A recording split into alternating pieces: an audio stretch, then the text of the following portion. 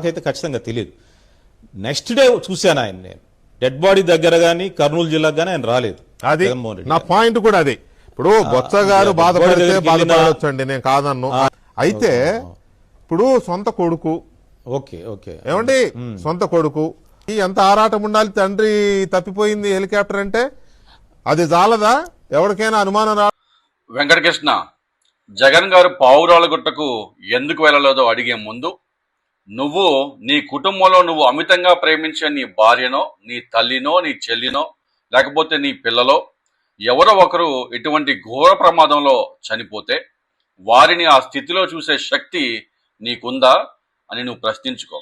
లేకపోతే వాళ్ళు బతికిన చివరి అందమైన క్షణాలను నెమరవేసుకుంటావా, గుర్తుపెట్టుకుంటూ ఉంటావా? ఏం చేస్తావు నువ్వైతే? ఈ హెలికాప్టర్ ప్రమాదం జరిగిన తర్వాత ఆ మృతదేహాలను జాగ్రత్తగా వెలికితీసి అక్కడ ఉన్న సాక్ష్యాలను భద్రపరిచి అక్కడ ఆ ఆఫీసర్లు చేస్తున్న డ్యూటీ, అంటే అదొక సున్నితమైన ఆపరేషను. అక్కడ ఆర్మీ వాళ్ళు కావచ్చు, పోలీసు వాళ్ళు కావచ్చు, డీజీసీ అధికారులు కావచ్చు, ఫోరెన్సిక్ అధికారులు కావచ్చు, వీళ్ళంతా అక్కడ డ్యూటీ చేస్తుంటే జగన్ గారు అక్కడికి వెళ్ళి వాళ్ళకి ఆటంకం కలిగజేయాలా?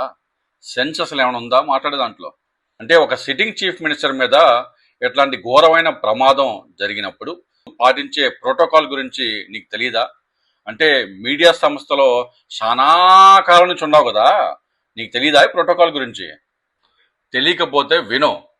అంటే ఆ హెలికాప్టర్ క్రాష్ జరిగిన తర్వాత ఆ సైట్ని ఇండియన్ ఆర్మీ కానీ, ఇండియన్ ఎయిర్ ఫోర్స్ వాళ్ళు కానీ ఆ సైట్ని వాళ్ళ ఆధీనంలోకి తెచ్చుకుంటారు. అక్కడ ఎంట్రీని బ్యాన్ చేస్తారు. ఆ మృతదేహాలను లేకపోతే అవశేషాలను సక్రమంగా, గౌరవప్రదంగా ముందు వాటిని ఐడెంటిఫై చేస్తారు. ఆ తర్వాత డీజీసీఏ నుంచి ఏవియేషన్ ఎక్స్పర్ట్లు, ఫారెన్సిక్ ఎక్స్పర్ట్లు అది చేరుకుంటారు ఎవిడెన్స్ కలెక్షన్ కోసం.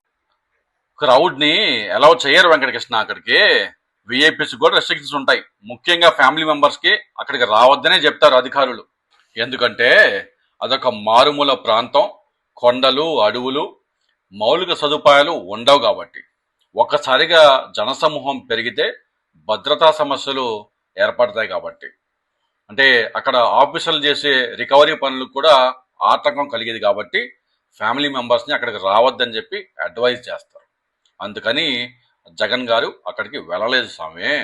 దీన్ని పట్టుకొని నువ్వు రాజశేఖర రెడ్డి గారు చనిపోయిన ప్రదేశానికి జగన్ రాలేదు అని మాట్లాడతావు. మళ్ళా నీకు తోడు ఇంకో గన్నాయ్ గాడు వంతు పాడటం. మీ ఇద్దరికి లేదో కామెంట్స్ రూపంలో భారీగా ఆశీర్వాదాలు ఉంటాయి, జనాల ఆశీర్వాదాలు చూసుకోండి.